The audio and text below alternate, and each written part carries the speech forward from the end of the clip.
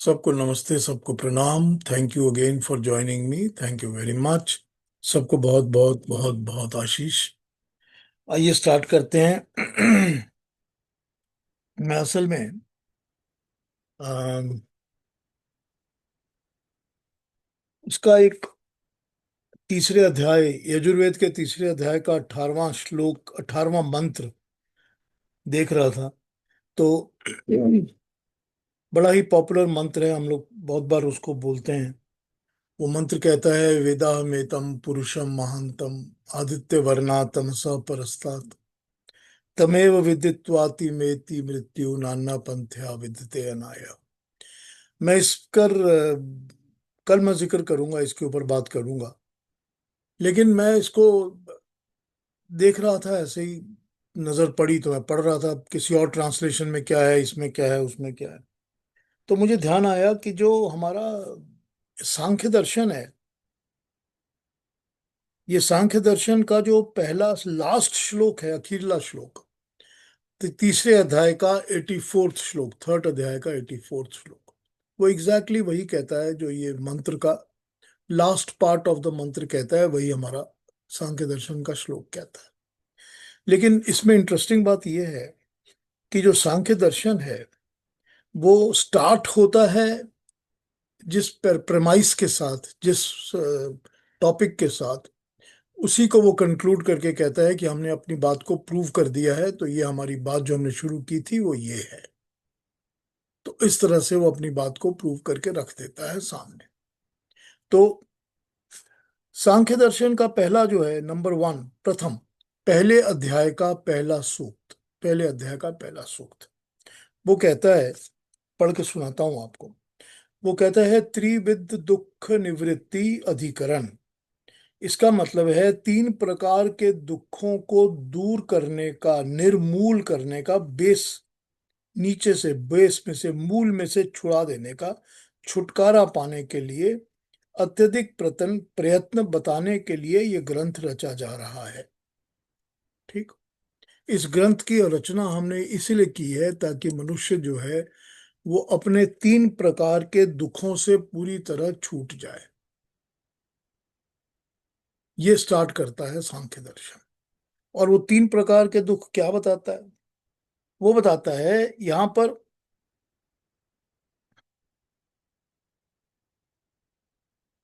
तीन प्रकार के दुखों से छुटकारा पाने का सर्वोत्तम प्रयत्न, सबसे अच्छा जो कोशिश की जा सकती है, उसके बारे में इन्होंने बताया है। और तीन प्रकार के दुखों से अगर मुक्ति पा जाए मनुष्य तो उसकी मोक्ष की अवस्था हो जाती है। तो यहाँ पर जो तीन प्रकार के दुख बता रहा है, वो बता रहे हैं, पहला दुख तो है आध्यात्मिक दुख, अधि आत्मिक, जो हमारी आत्मा अपने आप अपने ऊपर लेकर आती है। तो ये तो हो गए अपने कर्म फलों से, या ये कहा जाए जो सीधा आत्मा को दुख मिलता है। किसी प्रकार का भी दुख जो शरीर को या मन को मिलता है, लेकिन उसका असर सीधा आत्मा को मिलता है, तो आत्मा ही दुख को लेकर आती है और दुख लौटकर मन और शरीर को दुख देने लगता है। लेकिन ये सीधा मतलब ये हो गया कि ये हमारे अपने कर्म या हमारी वो बातें जो कि हमारी आत्मा के दुख हमारे लिए आ रहे हैं, बन रहे हैं, वो आत्मा के दुख। तो ये आध्यात्मिक दुख। तो दूसरा जो इसका फैक्टर है वो हो जाता है, नंबर टू हो जाता है, आदि भौतिक दुख, यानी कि फिजिकल, आदि भौतिक। तो आदि भौतिक दुख वो होते हैं जो हमारे मन और शरीर को मिलते हैं, जो मन को मिल रहे हैं, शरीर को मिल रहे हैं, मानसिक, मन को मिल रहे हैं और शरीर को, बॉडी को मिल रहे हैं। अब ये बोला जा सकता है कि ये जो मन शरीर को दुख मिल रहे हैं, ये वाले दुख भी तो अल्टीमेटली आत्मा के क्रिएटेड ही हैं। ये आध्यात्मिक का ही एक तरीका हो गया आदि भौतिक कहना। या ये कहा जाए कि जो दुख फिजिकल, फिर ये समझ लीजिए आपकी वो वाले फिजिकल दुख कि कहीं बाढ़ आ गई, कहीं पर भूकंप आ गया, कहीं पर जलजला आ गया, तो इनसे जो दुख मिलते हैं मनुष्य को, ये आदि भौतिक हो गए क्योंकि ये फिजिकल हो जाते हैं। तो ये भी आदि भौतिक दुख। फिर उसके बाद ये समझा जा सकता है कि मनुष्य के मन के अंदर जो काम, क्रोध, लोभ, मोह है, ये सब आदि भौतिक दुख हैं। अब ये जो दुख लेकर आएंगे वो अपने को तो दुख देंगे ही, फिर वो आत्मा के ऊपर भी दुख के छाप लग जाएंगे तो आध्यात्मिक भी बन जाएंगे। और तीसरा जो दुख होता है उसको हम कहते हैं अधिदैविक दुख। अधिदैविक दुख वो होता है जो हमारे अपने कंट्रोल में नहीं है, और हमको पता नहीं होता कि हमको क्यों मिल रहा है दुख। तो जो ये अधिदैविक दुख है, ये दुख भी तो अल्टीमेटली कर्म और कर्म फल का ही तो नतीजा है ना, या अज्ञान से की हुई बातों का ही नतीजा है। इवन दो हमको नहीं समझ में आता कि हमको परमात्मा ने, प्रभु ने, ईश्वर ने ये दुख क्यों दिया है, कि मुझको एक बिल्कुल लाचार गरीब परिवार में जन्म क्यों दिया है, मुझे क्यों बहुत बड़े अमीर परिवार में जन्म नहीं दिया।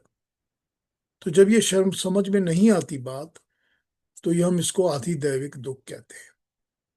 तो ये तीन प्रकार के दुखों से छूट जाता है जब मनुष्य, तो इससे कैसे छूटना है। तो इस प्रिमाइस को शुरू करते वक्त सांख्य दर्शन ये बताता है कि जब हमको सारी क्रिएशन का, सारी कायनात का, सारी सृष्टि का ज्ञान हो जाएगा कि क्या चीज क्या है, क्रिएशन कैसे बनती है, इसमें क्या चीज फैक्टर्स हैं, फैक्टर कैसे काम करते हैं, हमको जब ज्ञान हो जाएगा तो हमको अपने आप से सब कुछ छोड़ने में, छूटने में सुविधा हो जाएगी, तो हमारे दुख भी छूट जाएंगे। तो हमको दुखों से अपने आप को छुड़ाने का, निवारण करने का रास्ता मिल जाएगा। तो इतनी बात तो वो स्टार्टिंग के श्लोक में करके बता देते हैं आपको। लेकिन जो इसका लास्ट कंक्लूडिंग श्लोक है ना, इसके नंबर 3 का 84, बीच वाले के तो बातें हम करते रहते हैं हमेशा रेगुलरली। 3 का 84 कहता है कि, निकाल लो इसको, 3 का 84।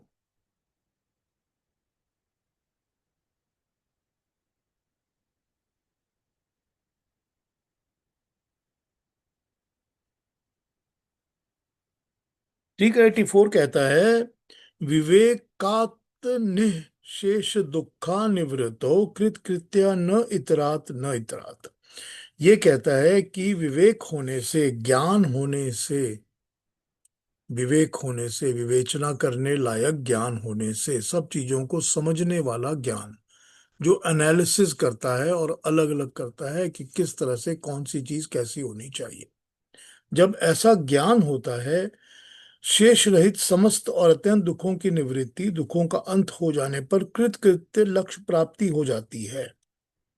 उसी से होता है क्या, कि जो आपको चाहिए, आप चाहते हो कि मुझे मोक्ष मिल जाए या मुझे दुखों से निवृत्ति मिल जाए, वो तभी होती है जब आपको ज्ञान हो जाता है कि परमात्मा का ज्ञान क्या है, प्रकृति का ज्ञान क्या है, हर चीज का ज्ञान क्या है, पर हमारी जीवात्मा का और हमारी शरीर का ज्ञान क्या है। जब ज्ञान हो जाता है तो हमको दुखों से निवृत्ति मिल जाती है। फिर ये कहते हैं, नेतरानान नेतरात, इसके सिवाय कोई दूसरा उपाय नहीं है, कोई दूसरा उपाय नहीं है। ये दो बार कहते हैं अपनी बात को, मतलब ये कहते हैं कि इसके सिवाय कोई और उपाय नहीं है, और उपाय नहीं है। दो बार कहने का मतलब है कि हमने ये बात कह दी है, प्रूफ कर दी, and we prove it once again. तो हमने जब दो बार प्रूव करके बताई ये बात, तो कोई और उपाय नहीं है।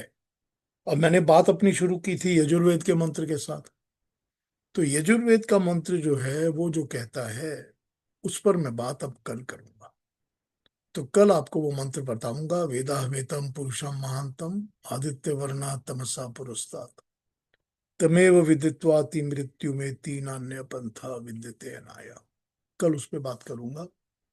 तो देखेंगे कि वहां से जब ये बात ये बताते हैं सांख्य दर्शन वाले, पूरा का पूरा दर्शन इन्होंने लिख दिया और ये बता दिया कि इसके अलावा और कोई उपाय नहीं है और कोई तरीका नहीं है।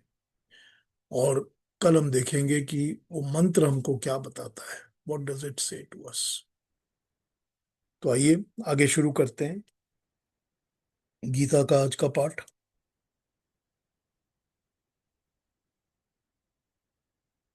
हमने देखा है कि भगवान कृष्ण ने हमको अभी तक ज्ञान ज्ञान की बात बता रहे हैं कि सात्विक ज्ञान, राजसिक ज्ञान और तामसिक ज्ञान।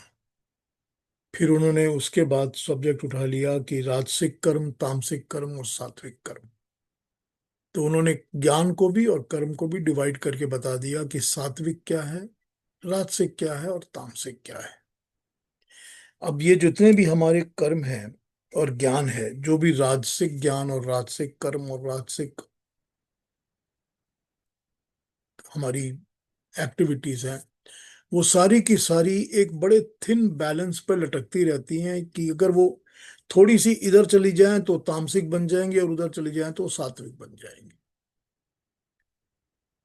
क्योंकि वो एक्टिविटीज तो करनी ही पड़ती हैं, मनुष्य को जब तक जीना है कर्म तो करते रहना है। बिना कर्म किए तो मनुष्य जी नहीं सकता। कर्म किए बिना तो मनुष्य का एक पल भी नहीं बीत सकता। कर्म तो करते ही रहना है। अब कर्म के बीच में कौन से कर्म को कब करते रहना है, कौन से कर्म से मुझे क्या लाभ होगा, क्या नुकसान होगा, ये चिंतन तो मनुष्य के अंदर हमेशा ही चलता रहता है, कॉन्स्टेंटली चलता रहता है, कॉन्स्टेंटली चलता रहता है। लेकिन अभी मैंने बात आपको सांख्यिकी की, योग दर्शन भी तो हमको यही बताता है ना, चित्त वृत्ति निरोधा। योग दर्शन तो हमको बताता ही है कि चित्त वृत्ति निरोधा, कि अपने मेंटल बैलेंस को कंट्रोल करिए, चित्त की वृत्तियों को कंट्रोल करिए, उनको स्टॉप करिए, उनको रोकिए, उनको कंट्रोल करिए, उनको क्लेंजिंग करिए, साफ करिए। तो जब शरीर के अंदर, बॉडी के अंदर हम कर्म करते हैं और शरीर हमारा थक जाता है, तो एक परमात्मा की बड़ी कृपा है मनुष्य के ऊपर कि उसको नींद आ जाती है। ये बहुत बड़ा कर्म है परमात्मा का, हमारे ऊपर दया है बहुत बड़ी, कि मनुष्य को नींद आ जाती है। तो नींद आने से क्या होता है कि जो कर्म करने वाला शरीर है वो आराम कर लेता है, सो लेता है, फिर नया कर्म करने के लिए तैयार हो जाता है। उसी तरह से जो मन होता है, मानसिक कर्म भी तो कर्म है ना, तो मानसिक कर्मों को भी तो आराम की जरूरत होती है। तो कभी तो ये कहा जा सकता है कि जब आदमी डीप स्लीप में चला जाता है तो फिर उसका मानसिक कर्म बंद हो जाता है, क्योंकि मन भी काम करना बंद कर देता है। लेकिन अक्सर जब डिस्टर्ब्ड स्लीप होती है तब तो मन भी चलता रहता है ना, चंचल होता है, चलता ही रहता है। और वैसे भी सारा दिन भी मनुष्य का मन तो चलता ही रहता है ना, मानसिक कर्म तो करता रहता है। अब जब मानसिक कर्म करता रहता है तो चंचलता उसके अंदर चलती रहती है, एक्टिविटी की बहुत ज्यादा प्रवृत्ति चलती रहती है। तो उसको आराम करने का क्या तरीका है, उसको आराम पहुंचाने का तरीका ही वो सारा योग दर्शन में बताया है ना हमारे को, कि चित्त की वृत्ति को निरोध करो, कि प्राणायाम करो, कि अनुलोम विलोम करो, या ऐसे करो वैसे करो, या जाप करो, या परमात्मा को याद करो। तो ये सारी बातें जो बताई गई हैं वो मानसिक कर्मों को ही तो कंट्रोल करने के लिए बताई गई है ना, ताकि उसी से तो अपने मन के कर्मों को हम कंट्रोल करेंगे। और जब मानसिक कर्मों को हम कंट्रोल नहीं करेंगे तो सारे के सारे मानसिक कर्म जो हैं वो तामस की तरफ चलते जाएंगे, वो तामसिक होते जाएंगे। क्यों होते जाएंगे? क्योंकि जो अट्रैक्शन पॉइंट है वो तो प्रकृति है ना, अट्रैक्शन पॉइंट तो प्रकृति, नेचर है ना। हम तो जुड़ तो नेचर से ही जाते हैं ना, प्रकृति से जुड़ जाते हैं ना। तो जब प्रकृति से ही जुड़ेंगे तो प्रकृति का जुड़ाव ही तो खींचता रहेगा ना। और जो प्रकृति का जुड़ाव खींचेगा तो प्राकृतिक वस्तु को पाने का ही तो हमेशा चलता रहेगा ना अपने अंदर। और फिर जब प्राकृतिक वस्तु को पाने का चलता रहेगा तो फिर वो इंटरेस्ट जो है वो सेल्फ इंटरेस्ट बनता जाएगा, फिर वो सेल्फिश इंटरेस्ट बनता जाएगा। और फिर वो सेल्फिश इंटरेस्ट को पाने के लिए हानि भी करना, हिंसा भी करना, किसी के ऊपर अत्याचार भी करना, सब कुछ पॉसिबल होता रहेगा। फिर मीन्स जो हैं वो डाइल्यूट होते जाएंगे कि मैं अच्छा कर रहा हूँ कि बुरा कर रहा हूँ, कोई बात नहीं, मैं कर रहा हूँ, मुझे अचीव करना है। वो अचीव करने के चक्कर में बुरे से बुरा, बुरे से बुरा होता जाएगा। तो ये जितने भी कर्म है हमारे और जितने ज्ञान है हमारा, इनके बैलेंस को मेंटेन करने के लिए बड़ा कॉन्शियस डिसीजन लेना पड़ता है कि मैं जो कर रहा हूं ये सब राजसिक हैं, इनको मैं सात्विक की तरफ कैसे लेके जाऊं। अगर इनको हम कॉन्शियसली नहीं डिसाइड करेंगे, कंट्रोल करेंगे, तो ये हमेशा तामसिक की तरफ चले जाएंगे, हमेशा। क्योंकि मनुष्य की प्रकृति जो है, अपनी हमारी अपनी अंदर की जो हमारी नेचर है, वो तो डामाडोल होती रहती है। कभी वो इधर, कभी उधर, कभी इधर, कभी उधर। सिचुएशन के ऊपर डिपेंड करती है, मूड स्विंग्स होते हैं, बॉडी के अंदर हेल्थ स्विंग्स होते हैं, हर किस्म की होती है बात। तो ये मानसिक कर्म को अगर हम ना कंट्रोल करेंगे, तो बड़ी क्लियरली भगवान ने डेफिनेशन करके बता दी है कि कौन से सात्विक हैं और कौन से तामसिक हैं। तो तामसिक से बचिए, तो आपको सात्विक की तरफ जाने का मौका मिलेगा। अगर आपको मगर आपको सात्विक बनाने के लिए एफर्ट करना पड़ेगा, कोशिश करनी पड़ेगी, मेहनत करनी पड़ेगी। बिना मेहनत किए नहीं मिलेगा। बिना मेहनत किए तो फिसलन मिलेगी, जिसमें फिसलते चले जाएंगे, स्लिप होते जाएंगे और स्लिपी होते जाएंगे, फिसलते ही चले जाएंगे। ऊपर उठना है तो मेहनत करनी ही पड़ेगी। तो ये भगवान कृष्ण हमको ज्ञान के बारे में भी बता रहे हैं, और उसी तरह से वो हमको, अभी उन्होंने हमको कर्म के बारे में भी बताया है। तो अब ज्ञान भी सात्विक, राजसिक और तामसिक, और कर्म भी वैसे ही सात्विक, राजसिक और तामसिक। ये तो डेफिनेशन उन्होंने कर दी। इस डेफिनेशन के बाद अब वो अपने अगले पॉइंट पे आ जाते हैं, जिसमें वो हमको ये बताते हैं कि मैंने तुमको ज्ञान और कर्म के बारे में तो बताया, लेकिन कर्म करने वाला जो होता है उसको तो कर्ता कहते हैं ना। तो अगर कर्ता भी तो होता है ना, जो तामसिक, सात्विक और राजसिक हो सकता है। तो अब कर्ता की डेफिनेशन अगले 3 श्लोकों में हमको करेंगे, नंबर 23, 27, 28। ये 3 श्लोक हमको बताएंगे सात्विक कर्ता, राजसिक कर्ता और तामसिक कर्ता। ये तीनों की बात करते हैं। उसके बाद आइए हम पहले 2 देख लेते हैं, सात्विक और राजसिक, उसके बाद तामसिक पर आ जाएंगे। तो अलका जी से कहता हूं कि नंबर 26 और 27 हमको पढ़ के सुना देंगे, तो हाँ उस पर जी। फिर चर्चा शुरू करते हैं। मुक्त संगो न हम वादी धृत्युत्साह समन्वितः सिद्ध। सिद्धे सिद्धियो निर्विकार कर्ता सात्विक उच्यते रागी कर्म फल प्रेप्सु लुब्धो हिंसात्मको शुचि हर्ष शोकान्वित कर्ता राजस परिकीर्तित है। Thank you Alka ji, thank you so much.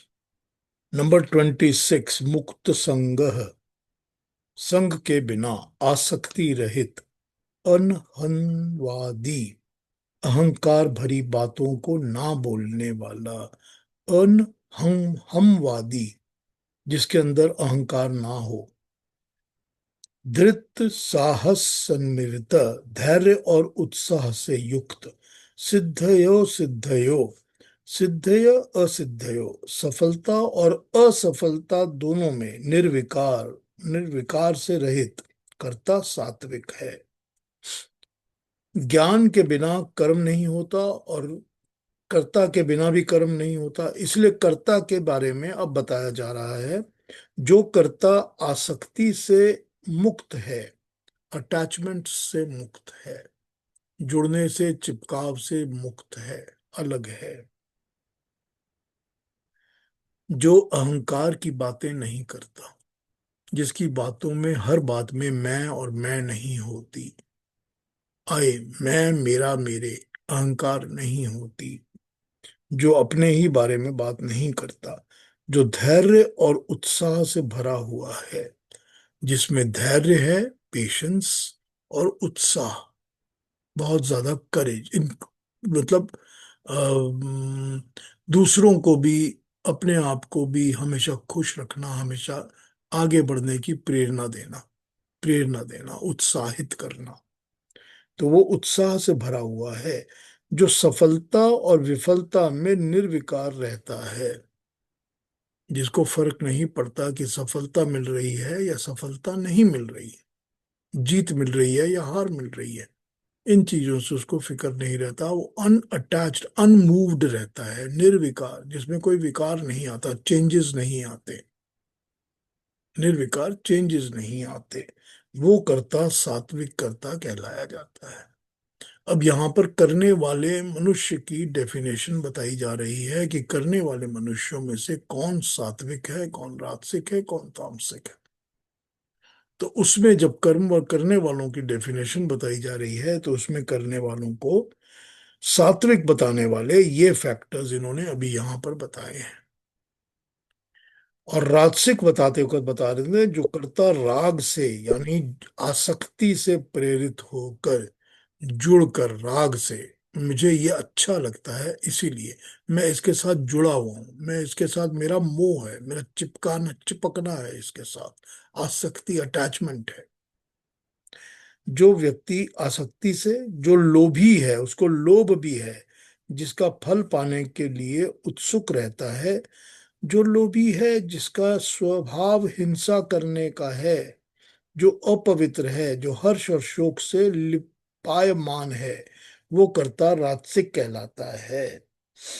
अब इन्होंने यहां पर कौन से पॉइंट बता दिए? एक तो बताया राग, राग मतलब मेरे को अच्छा लगता है ये, I want this for my self.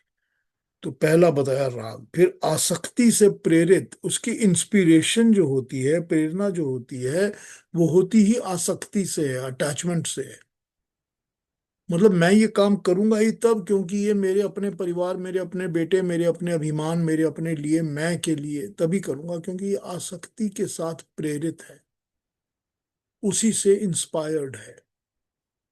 और फिर जो अपने कर्मों का फल पाने के लिए उत्सुक रहता है, जिसको होता है कि मुझे जो मैंने कर्म किया उसका मुझे कर्म फल मिलना ही चाहिए, बहुत बहुत ज्यादा एजिटेटेड रहता है, उत्सुक है, बहुत ज्यादा उसके पीछे लगा रहता है कि मुझे ये मिलना चाहिए, तो वो उसके लिए उत्सुक है। जो लोभी है, जिसको लोभ है, इतना मिला तो और भी मिलना चाहिए, उसको लोभ भी है।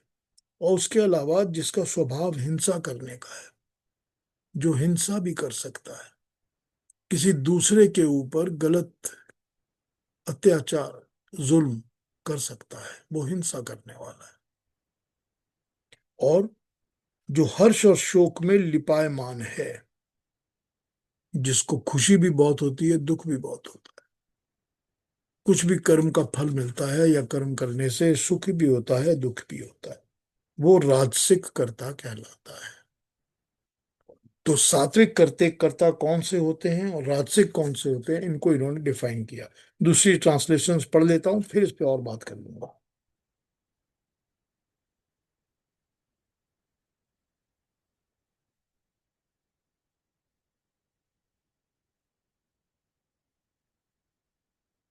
Free from attachments, unegotistic, endowed with firmness and zeal, and unswayed by success or failure.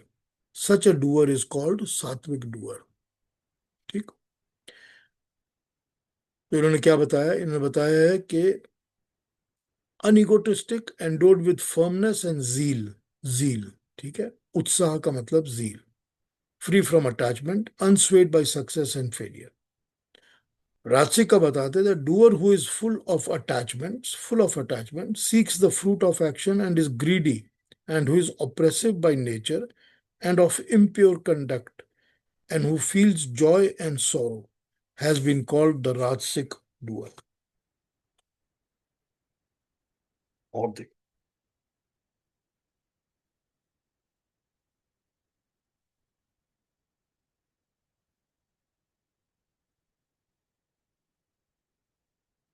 जो कर्ता संग दोष से रहित होकर अहंकार के वचन न बोलने वाला, धैर्य और उत्साह से युक्त होकर कार्य के सिद्ध होने और न होने में हर्ष शोक इत्यादि विकारों से सर्वथा रहित होकर कर्म में प्रवृत्त है, वह कर्ता सात्विक कहा जाता है।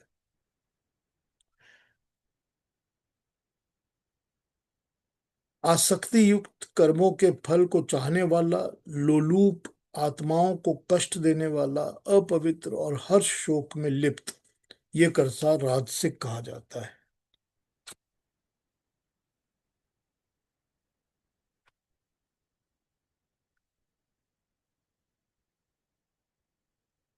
आसक्ति रहित, मैंने ये किया, इस प्रकार के अहमवाद से शून्य, धैर्य तथा उत्साह से युक्त, सिद्धि और असिद्धि दोनों अवस्थाओं में निर्विकार कार्यकर्ता सात्विक कार्यकर्ता कहलाता है।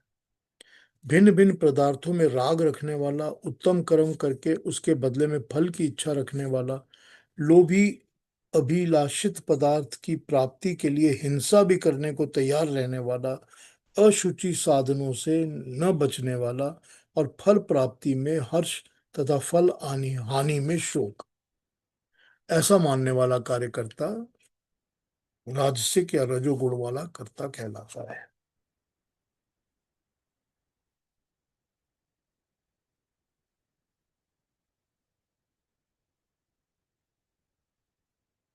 Next.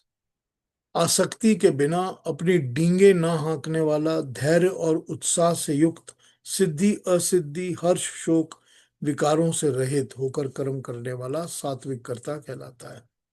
रागी अर्थात कर्म से मोह करने वाला, कर्म के साथ मोह, लोभी और दूसरों को कष्ट देने के स्वभाव वाला, अशुचि से युक्त और हर्ष शोक से युक्त कर्म करने वाला राजसिक कर्ता कहलाता है।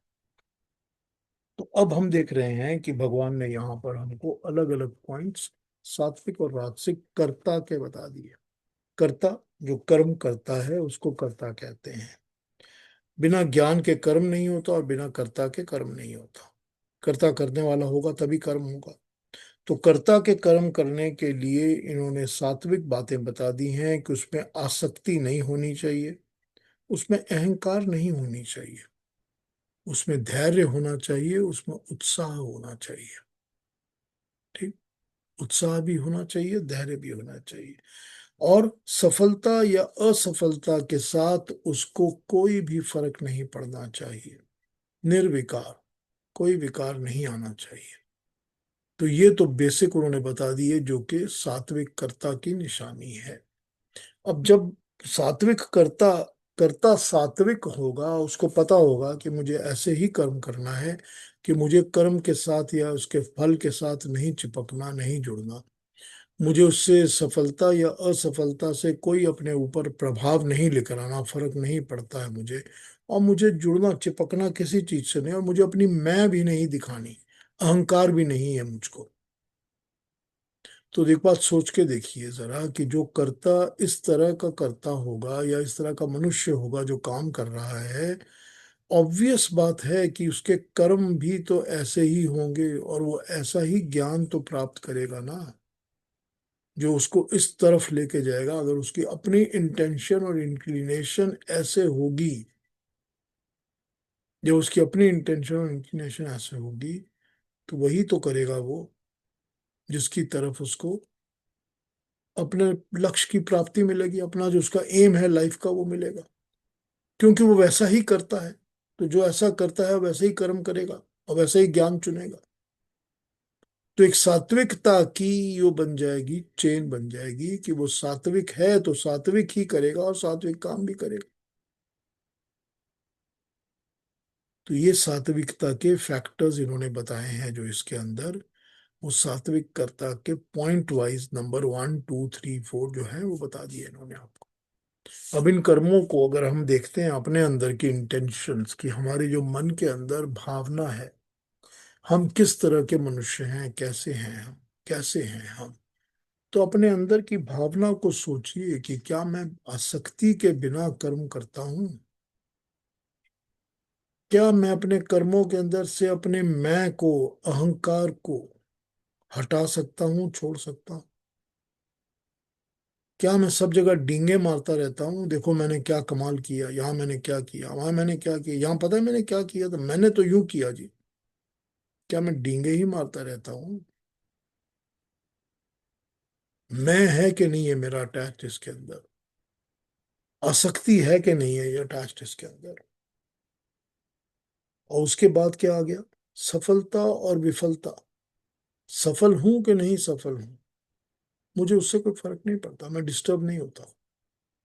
ऐसा नहीं है कि सफल हो गया तो बड़ी बाटियां दे रहा हूँ, और विफल हो गया तो आत्महत्या करने के लिए चला गया। मुझे कोई फर्क नहीं पड़ता। इट मेक्स नो डिफरेंस, क्योंकि मैं तो अपने कर्म कर रहा हूँ। और मुझे धैर्य भी है, पेशेंस भी है। किस चीज का धैर्य? धैर्य किस चीज का? धैर्य होना चाहिए कि मुझे परमात्मा के न्याय व्यवस्था पर पूरा भरोसा है। किस बात का धैर्य? परमात्मा की न्याय व्यवस्था पर भरोसा ही तो धैर्य होता है ना। क्योंकि मुझे पता है कि जो कर्म के फल हैं और कर्म फल है, ये मुझको तत्काल इमीडिएट नहीं मिलेंगे। कितने कर्म फल हैं जो आराम से मिलेंगे, और जब भी मिलेंगे मिलेंगे, मुझे फर्क नहीं पड़ता। मेरे अंदर ये पेशेंस है कि मैं इस बात को भी समझ सकता हूँ और इस बात को अडॉप्ट करके अपनी जिंदगी चला सकता हूँ, कि इससे मुझे फर्क नहीं पड़ता। और इसका धैर्य भी है कि किसी सामने वाले को जिसके साथ मैं इंटरेक्शंस कर रहा हूँ, अच्छे बुरे जो भी हैं, उनको भी उनके कर्म फलों का न्याय जो है वो परमात्मा ही देगा।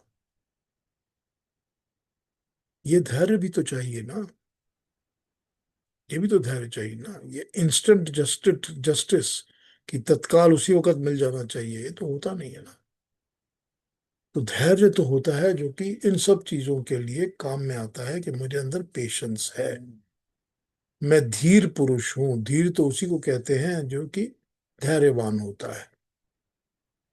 और उसके बाद उत्साह है, मतलब काम करने में मुझको डलनेस नहीं है, मैं बोर नहीं हो गया हूं कि जिंदगी से, कर्मों से, क्योंकि मेरा कोई इंटरेस्ट तो है ही नहीं, इसलिए मैं बोर हो गया।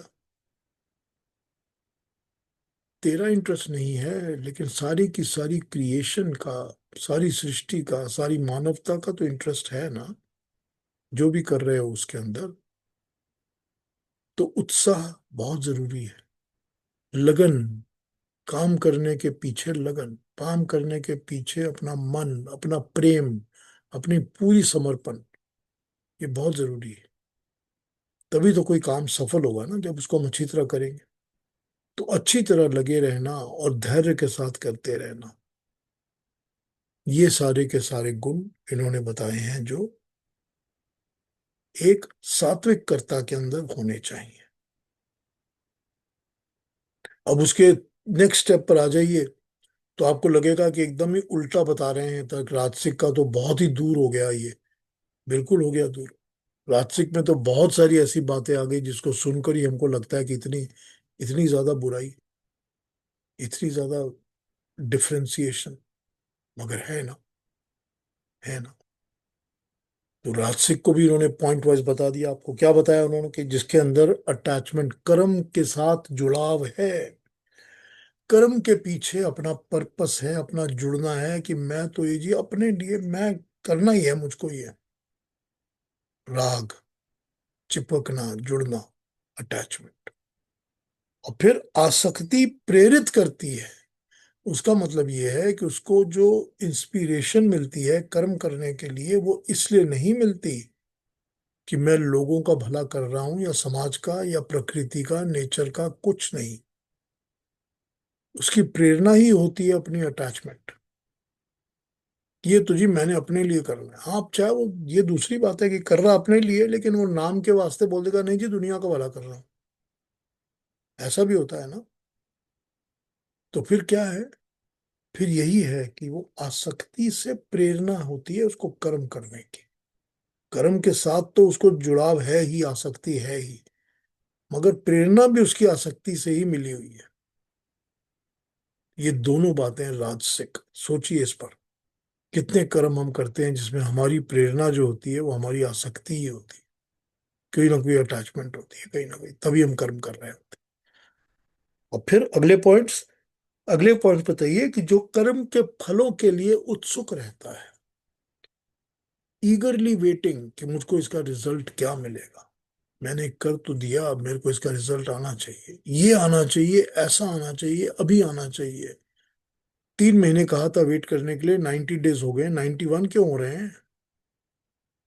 और 92 हो गए तो हाय तौबा। ठीक है ना? तो उत्साह, बहुत ज्यादा उत्सुक रहता है अपने कर्म फलों को प्राप्त करने के लिए, मिलने के लिए।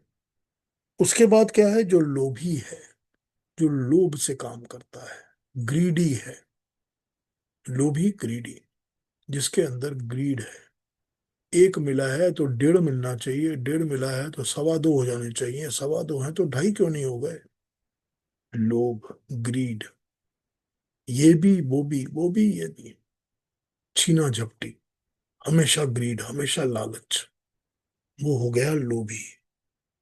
और फिर जिसका स्वभाव हिंसा करने का है, जो दूसरे किसी के ऊपर गलत करने के लिए पीछे नहीं हटता। मुझे पता है कि ये जो 4 चीजें पड़ी हैं टेबल के ऊपर, ये 4 भाइयों बहनों को मिलने वाली हैं, लेकिन इसमें से 3 खिसका दी मैंने कि ये 3 मेरे बच्चों को मिल रहे हैं, भाई बहनों को ना मिले। तो क्या हो गया?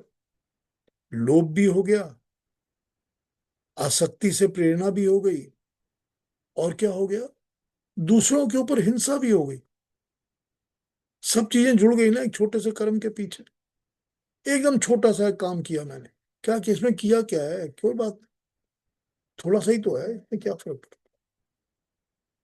लेकिन हर एक कर्म के पीछे आप अगर एनालिसिस करके देखेंगे, छोटी सी बात को एनालाइज करके देखेंगे, तो आपको दिखेगा कि जैसे ही आप अपने लिए कोई भी चीज को लोभ के कारण, ग्रीड के कारण आप एक्सेसिव ले रहे हो, तो उसी समय किसी दूसरे के ऊपर आप हिंसा कर रहे हो। बिना हिंसा के नहीं होती लोग का काम। एक अमीर हुआ तो 100 गरीब हो गए, सुना है ना ये? तो हिंसा से ही हो रहा है ना वो। तो हिंसा की प्रवृत्ति, वो सोचता नहीं है कि मैं किसी के ऊपर हिंसा कर रहा हूं। नहीं जी, मैंने तो, मेरा तो फर्ज है जी, मैं तो अपने का ख्याल नहीं रखूंगा तो कौन रखेगा? आर्ग्यूमेंट है ना ये। लेकिन उसके लिए हिंसा क्यों कर रहे हो? क्यों कर रहे हो? तो कर्म भी जुड़ा हुआ है आसक्ति के साथ। अपने किसी, प्रेरणा भी वही है कि मेरे को मेरे के लिए चाहिए, और जुड़ा भी उसी के साथ है, उसमें लोभ भी जुड़ा हुआ है और हिंसा भी जुड़ी हुई है। छोटी सी बात। और उसके बाद जो हर्ष और शोक में जो चिपका रहता है हमेशा, जिसको दुख भी बहुत ज्यादा हो जाता है जब काम ठीक नहीं होता, और खुशी भी बहुत होती है जब काम ठीक हो जाता है, तो वाह भाई वाह, मजा आ गया। और बड़ा दुख हुआ, ये काम ठीक नहीं हुआ मेरा, इसके लिए उसको पनिश करो, इसको पनिश करो, इसकी, इसको डांट लगाओ, उसको सीधा, और भी हिंसा करो। ये सारे जो हैं, ये सारे के सारे पॉइंट्स राजसिक कर्ता के पॉइंट्स हैं। अब फिर वही बात जो मैंने पहले कही आपसे, कि अब आप राजसिक कर्ता को पकड़ लीजिए और राजसिक कर्ता के हिसाब से कर्मों को सोचना शुरू करिए, तो वो कर्म तो वो ही करेगा जो राजसिक कर्म होंगे, और राजसिक ज्ञान होगा इनके लिए। वो सात्विकता की तरफ तो उसको धक्का मारना पड़ेगा, पुश करना पड़ेगा अपने अंदर से, तभी जा पाएगा, नहीं तो जा ही नहीं पाएगा। नहीं तो बहुत मुश्किल होगा उसके। तो वही बात, कि एफर्ट नहीं करेगा तो कभी भी सात्विकता की तरफ चल ही नहीं पाएगा। क्योंकि जब ये सारे कर्म करेगा, हिंसा भी होगी, लालच भी होगा, लोभ भी होगा, ग्रीड भी होगी, आसक्ति भी होगी, तो अगला स्टेप क्या होगा? अगला स्टेप तो ऑब्वियसली तामसिक ही होगा। अगला तो तामसिक ही होगा। इससे भी एक स्टेप नीचे ही चला जाएगा ना फिर वो। क्योंकि जब तक वो इसकी तरफ कॉन्शियस एफर्ट नहीं डालेगा कि ये मैं कर रहा हूं, ये मेरा इसमें अंदर क्या होना चाहिए, क्या कॉन्शियस एफर्ट होना चाहिए, तब तक वो सात्विक की तरफ इसको नहीं मोड़ पाएगा। और सात्विक होने के लिए जितने भी राजसिक कर्म के कर्ता के पॉइंट्स बताए हैं भगवान कृष्ण ने, सारे पॉइंट्स के ऊपर वन बाय वन फेस करके काम करना ही पड़ेगा। नहीं तो फॉर्म नहीं हो, ठीक नहीं, करेक्शन नहीं होगी, नहीं। तो ये पॉइंट्स को देखकर अगर आप इसको एनालाइज करेंगे और सोचना शुरू करेंगे अपने कर्मों के बारे में, दूसरों के कर्मों के बारे में, बड़ी क्लैरिटी के साथ आपको ये बात समझ में आ जाएगी। बड़ी क्लैरिटी के साथ समझ आ जाएगी कि इसमें राजसिक कौन कौन से हैं, सात्विक कौन कौन से। तामसिक पर तो अभी हम आए नहीं है। तो ये कर्ता की डेफिनेशन बता रहे हैं भगवान कृष्ण हमको, फिर वही बात जो हमेशा करते हैं, वो पॉइंट वाइज 1 2 3 4 करके उन्होंने हमारे सामने रख दिया कि इन चीजों पर ध्यान दो, बिल्कुल पॉइंट वाइज।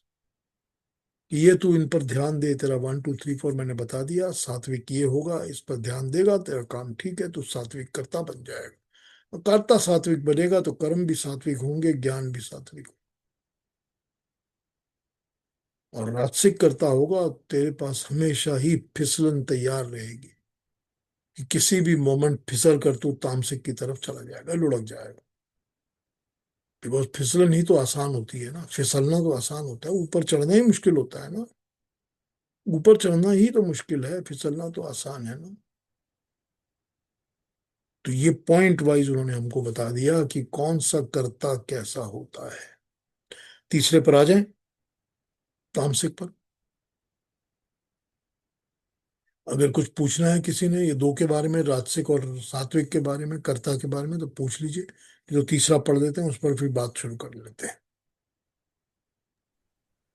मुझे तो मुझे तो लगता है कि हमारे इतने जन्म से लेके अब तक इतने कर्म हो रहे हैं, सारे ही राजसिक ही हो रहे हैं, तो भगवान हमें क्षमा कैसे कर रहा है?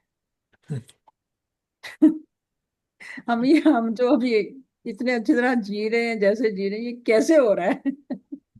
हम कितने कर्म कर चुके हैं ऐसे। ये ये ऐसे हो रहा है कि हम राजसिक कर्म करते करते भी हम कोई ना कोई अच्छे कर्म करते ही हैं। कि हमारे राजसिक कर्मों को हम जब ऑब्जर्व करते हैं, उनके ऊपर हम ध्यान देते हैं कि मैं ये राजसिक कर्म तो कर रहा हूं, लेकिन मैं इसको अब इस एक लेवल के बाद तामसिक नहीं बना सकता। ये तो है। राजसिक के लेवल पर, सीमा पर मैंने इसको रोक लिया। जब हम्म, राजसिक की सीमा पे रोक लिया, इसको तामसिक नहीं बनने दिया, तो कम से कम ये है कि जो कुछ गलत तो कर्म किए हैं, मगर उससे बावजूद कुछ अच्छे कर्म भी तो कर रहा हूं ना। कोई सात्विक कर्म भी कर रहा हूँ, अच्छे भी कर रहा हूँ ना। चाहे राजसिक ज्यादा है, पर फिर भी कुछ तो कर्म अच्छे भी कर रहा हूँ। और मैं अपने राजसिकों को और ज्यादा गलत की तरफ नहीं जाने दे रहा, इतना तो कॉन्शियस कंट्रोल है ना उसके ऊपर। तो वो कॉन्शियस कंट्रोल ही तो है जो हमको फिर उन्हीं कर्म फलों को दिला रहा है कि चलो, कर्म फल ऐसे हैं तो राजसिक ही सही। लेकिन वो फिर उस लेवल पर नहीं जाएंगे कि इतने बुरे हो जाएं कि वो तामसिक हो जाए और पनिशमेंट मिले। अगर तामसिक हो जाएंगे तो फिर वही है कि अपने आसपास देख लीजिए कितने लोगों को कैसा जन्म मिलता है, कितनी बुरी जिंदगी मिलती है, कैसी बुरी सब चीजें मिलती हैं। सब तामसिक कर्मों वाले लोग हैं, तामसिक कर्ता वाले लोग हैं। तो अगर हमको ये पता चल गया है कि ये हमने किए भी हैं राजसिक और उसके बावजूद हमको अच्छी जिंदगी मिल रही है, तो फिर आज का दिन भी तो बहुत अच्छा दिन है। आज ही लग जाओ सात्विक करने में सारा। कि अब मैंने कोई भी नहीं करना ऐसा काम कि जो राजसिक भी है वो भी नहीं करना, मैंने सात्विक ही करना है। अब मैं अभी इसी वक्त सोच रहा हूँ कि ये सोच रहा हूँ तो इसको मैं चेंज कर लूँ। मैं ये करने वाला हूँ आज, अच्छा इस रूटीन में थोड़ा सा फेरबदल कर लूँ। तो फिर वही बात है, मन के अंदर पहले होगा काम, ज्ञान होगा पहले, फिर कर्म होगा, तभी कर्ता बनता है। सबसे पहले तो मन के अंदर ही चेंज होना है ना। हम्म। हाँ वीना जी, आप क्या कहना चाहती हैं? बिल्कुल ठीक, बिल्कुल ठीक, थैंक यू। सर, आपने स्टार्टिंग में तीन दुख बताए थे ना, आध्यात्मिक दुख, आदि दैविक दुख और बीच वाला। आदि भौतिक, ठीक है सर। यही पूछना था। हाँ जी। ठीक है, आदि दैविक, आदि भौतिक, आध्यात्मिक। हाँ जी। ज्ञान भी 3 प्रकार का ही होता है। ज्ञान को भी हम आध्यात्मिक, आदि भौतिक और आदि दैविक ही कहते हैं। जो हम खुद ज्ञान अर्जन करते हैं, हम अपने आप पढ़ते हैं, अपने एक्सपीरियंस से गेन करते हैं, वो सब आध्यात्मिक ज्ञान होता है। और जिसको हम अपनी आत्मा के साथ कैरी करके लेके जाना चाहते हैं या रखना चाहते हैं, वो सब आध्यात्मिक ज्ञान होता है। आदि भौतिक ज्ञान वो होता है जो हमको बाहर का फिजिकल वर्ल्ड हमको देता है, दिखाता है, बताता है। वो सब आदि भौतिक ज्ञान है। पेड़ के अंदर कौन कौन सी चीजें चल रही हैं जिससे पेड़ के अंदर रस ऊपर जाता है, जाके फलों में बांट देता है। आसमान से वो क्या चीज को लेता है, क्लोरोफिल कहाँ से आती है, ये आदि भौतिक ज्ञान है। ये मेरे अपनी आत्मा का एक्सपीरियंस नहीं है। तो ये आदि भौतिक ज्ञान है। और आदि दैविक ज्ञान होता है जो हमको दिव्य शक्तियां दिलाती हैं। हमको पता है कि सूरज किस तरह काम कर रहा है, सूरज की किरणें कैसे काम करती हैं, जल वायु, वायु और जल कैसे काम करते हैं। वो आदि दैविक शक्तियां हैं जो हमको ज्ञान देती हैं। तो ये आध्यात्मिक, आदि भौतिक और आदि दैविक। हाँ जी, और कोई कुछ पूछेंगे अभी? किसी ने कुछ कहना है? तो तीसरे अगले अगले श्लोक को भी कर लें या कि कोई और बात करनी है?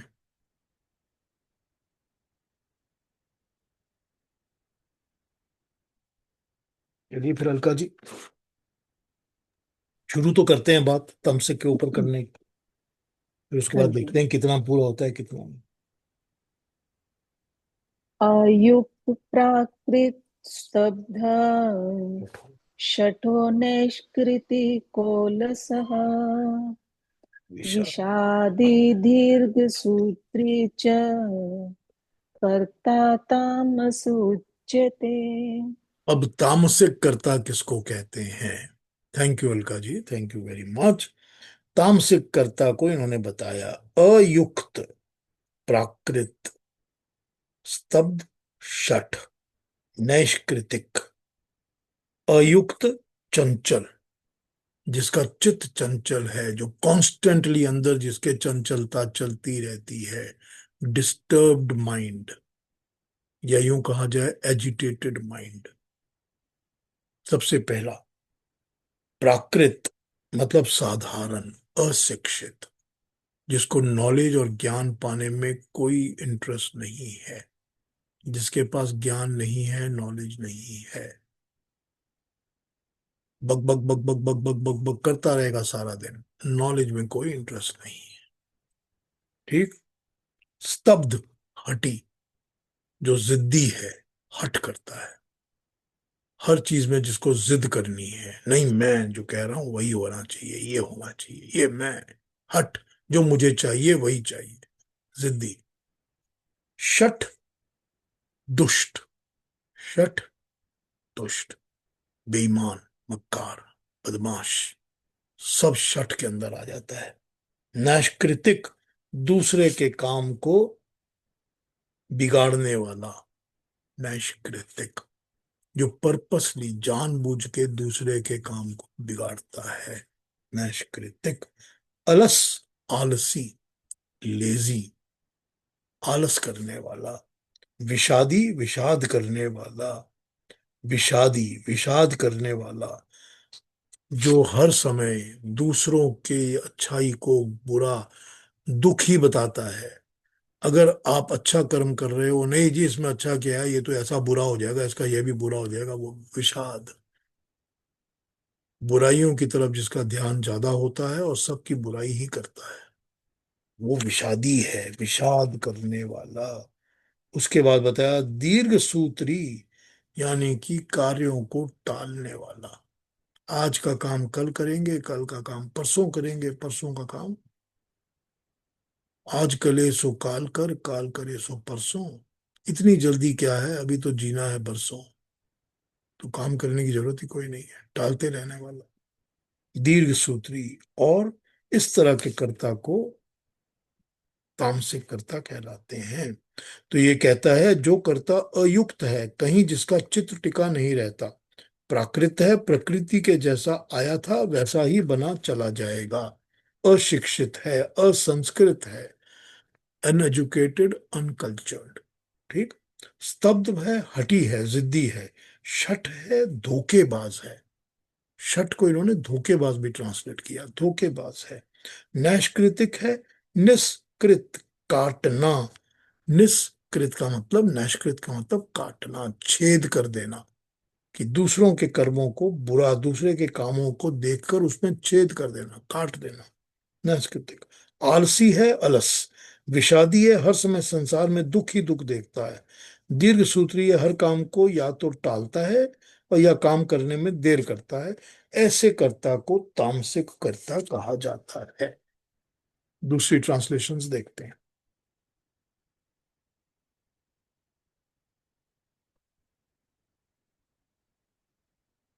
जो चंचल चित्त वाला, असभ्य, असभ्य, ठीक, अनकल्चर्ड, असभ्य, घमंडी, धूर्त, दूसरों के कार्य में बाधा पहुंचाने वाला, शोक करने के स्वभाव वाला, आलसी और दीर्घ सूत्री है कि फिर कर लेंगे, कोई जल्दी नहीं है, ये कर्ता तामसिक कर्ता कहलाता है। दीर्घ सूत्री कर्म को कल पर टालने वाला, ये यद्यपि करने की इच्छा भी उसकी रहती है, पर इस प्रकार का कर्ता के लक्षण पूरे वही होते हैं जो काम को टालता रहता है। 20। lacking piety and self-control, uncultured, arrogant, deceitful, inclined to rob others of their livelihood, slothful, आलसी, despondent, and procrastinating. Such doer is called the tamasic doer.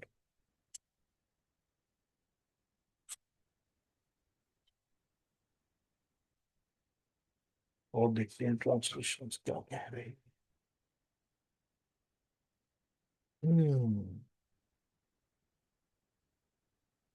युक्ति पूर्वक सोच विचार के काम न करने वाला, साधारण भावनाओं वाला अर्थात ऊंची भावनाओं से नहीं प्रेरित होने वाला, घमंडी, दुष्ट, बदले की भाव वाला, आलसी, उत्साह के बिना, दीर्घ सूत्री, हर काम को टाल के ढीला छोड़ देने वाला तामसिक कहलाता है।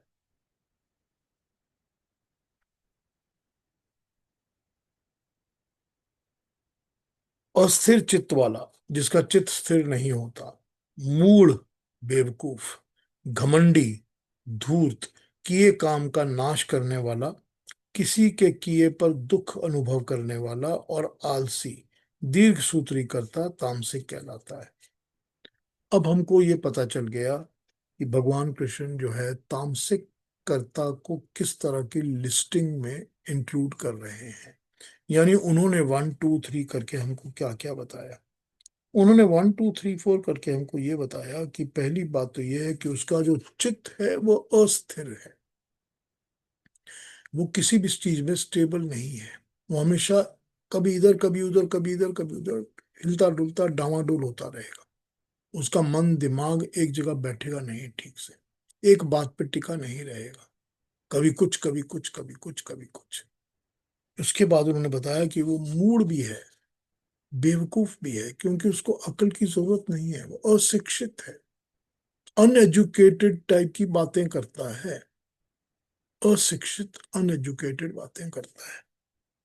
धूर्त, अव्वल दर्जे का धोखेबाज बेईमान इंसान, जो किसी चीज की इज्जत नहीं करता, किसी वैल्यू सिस्टम की इज्जत नहीं करता, कि सच्चाई होनी चाहिए, अच्छाई होनी चाहिए, किसी चीज की वो इज्जत नहीं करता, वो धूर्त है, जानबूझकर बदमाशी करता है, गलत काम करता है।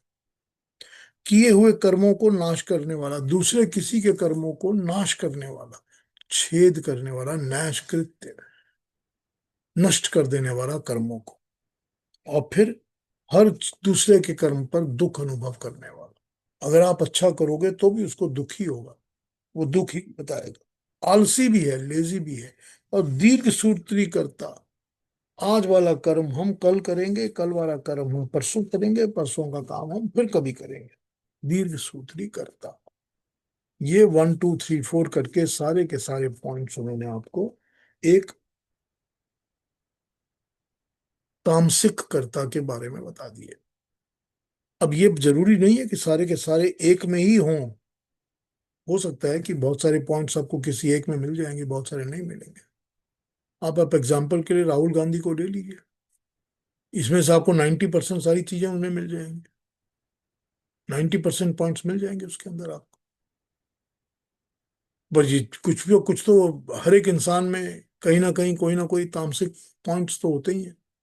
तो फिर अपने ऊपर डालिए नजर, फिर देखिए कि मैं इसमें से कौन सी ऐसी चीजें हैं जो मैं कभी करता था, करता हूं या करा है मैंने जिंदगी में, कि मैंने किसी ने अच्छा किया हो तो दुख प्रकट किया हो, मैंने कहा नहीं ये तो कुछ भी नहीं है। मैंने किसी के काम को बिगाड़ा हो, खराब किया हो, नाशकृत किया हो, कभी घमंड किया हो मैंने।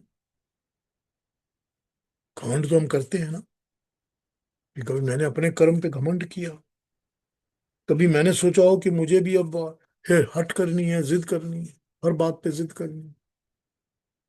मैं भी जिद्दी हो गया हूँ, हठी हो गया हूं। धोखेबाज, चलिए चलिए ठीक है, हम में से लोग नहीं है जो धोखेबाज होते होंगे, कभी भी कभी नहीं की होगी, फिर भी देखते तो ही हैं हम लोग ऐसे ही जो धोखेबाजी करते हैं हमेशा, शठी हैं, बदमाश हैं, धूर्त भी हैं, बहुत ज्यादा बुरे हैं, बहुत ज्यादा इस तरह के इंसान हैं जो टोटली धूर्त है ना। और फिर जो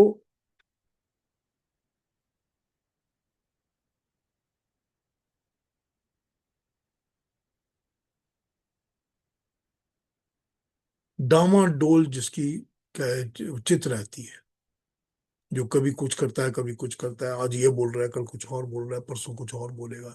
आज तो मैंने ये स्टैंड लिया था, कल मैंने अपना स्टैंड चेंज कर दिया, नहीं जी अब मेरे को पता चल गया ये ठीक नहीं था, अब मैं ऐसा हो गया हूँ, अब मैं ऐसा नहीं ऐसा हो गया हूँ। डामाडोल चित्त जिसका रहता है, ठीक। फिर हमको पता चल जाता है हमने कभी ऐसा किया या नहीं किया, और हमने भी क्या ऐसा सोचा था कि हमको तो जी भगवान ने ऊपर से ही इतना ज्ञान दे के भेजा हुआ है, हमको और जरूरत ही नहीं, और ज्ञान की हमको आवश्यकता ही नहीं। हम तो पहले ही पैदा ही बहुत ज्यादा ज्ञानी हो गए थे, तो हमको किसी ज्ञान की आवश्यकता नहीं। होता है ना ये कभी कभी सेल्फ कॉन्फिडेंस, या क्या कहा जाए उसको, दिखाने का एक एक अलग किस्म का एक एटीट्यूड होता है, सेल्फ के ऊपर अपना एटीट्यूड कि मैं तो भी बस। ये सब चीजें तामसिक कर्ता की निशानी है।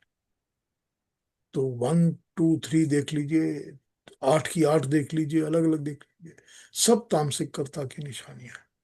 और तामसिक कर्ता जो होगा वो फिर तामस कर्म ही करेगा, कर्ता वही होगा जो उस किस्म के कर्म करेगा। जब वो तामसिक कर्म करेगा तो वो तामसिक किस्म के अज्ञान की तरफ ही जाएगा, फिर उसको अज्ञान की बातें अच्छी लगेंगी, फिर वो अपने आसपास भी अपनी कमरेडरी, अपने लोग वैसे ही रखेगा जो उसको अज्ञान की बातें बताएंगे, या जो उसको अज्ञान की बातों से ही प्रेरित करेंगे, अज्ञान की बातें ही समझाएंगे। वो उन लोगों के बीच में ही घिरा रहेगा, उन लोगों के बीच में ही उसको मजा आएगा, because he is enjoying the तमस। तो ये हमको भगवान कृष्ण ने सात्विक, राजसिक और तामसिक के बारे में बताया है। अब इसमें दो बातें जो मैं हमेशा बोला करता हूँ, एक तो वो बात की जो हमको इस तरह के लोग दिखते हैं दुनिया में, जिनको हम एनालाइज कर सकते हैं कि ये तामसिक हैं या राजसिक हैं, जो भी हैं, हम इनसे दूर तो रह सकते हैं ना, अवॉइड करिए, उनके साथ मत अटैच होइए, उनसे दूर रहिए। और दूसरी सबसे बड़ी बात कि अपने अंदर के जितने कर्म हैं उनको कैसे सुधारें, एक एक करके पिन पॉइंट करके देख लीजिए कि अब मेरे अंदर ऐसी कोई बात है, क्या ऐसा कोई कर्म मेरे अंदर भी है, तो उसको मैं कैसे सुधारूंगा, मुझे कैसे उसको अवॉइड करना है। ये बड़ी अच्छी तरह से हमको एक वन पॉइंट बाय पॉइंट बता देते हैं भगवान कृष्ण। हाँ जी, कोई पूछना कहना हो तो पूछ लीजिए प्लीज, कुछ कहना बोलना हो तो बोल दीजिए, कोई क्वेश्चंस हो तो पूछ लीजिए।